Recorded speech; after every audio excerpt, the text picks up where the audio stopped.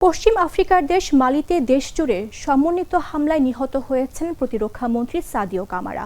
রোববার এক বিবৃতিতে বিষয়টি নিশ্চিত করেছেন সরকারি মুখপাত্র ঈসা ওসমান কুলিবালি। সরকারি সূত্র জানায়, রাজধানী বামাকোর কাছাকাছি সামরিক ঘাঁটি শহর কাতিতে নিজের বাসভবনে হামলার সময় কামারা নিহত হন।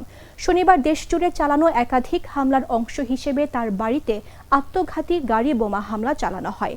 হামলায় কামারার দ্বিতীয় স্ত্রী ও দুই নাতিও নিহত হয়েছেন বলে জানিয়েছে বার্তা সংস্থা এএফপি। কামারা ছিলেন 2020 ও 2021 সালের সামরিক অভ্যুত্থানের পর গঠিত মালি সরকারের অন্যতম প্রভাবশালী ব্যক্তি।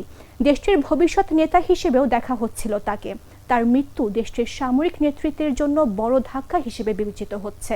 এই হামলার দায় নিয়েছে আল কায়েদা সংশ্লিষ্ট সংগঠন জামাত নুসরাত আল ইসলাম ওয়াল মুসলিমিন এবং তুয়ারেক বিদ্রোহী গোষ্ঠী আজাওয়াত liberation front.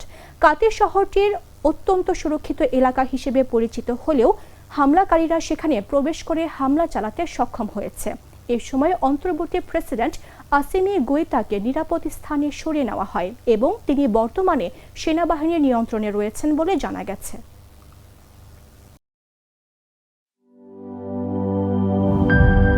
Europe, Asia, America যেখানে যাই, বিশ্বের 145টি দেশে আজ ফ্রুটো পাই।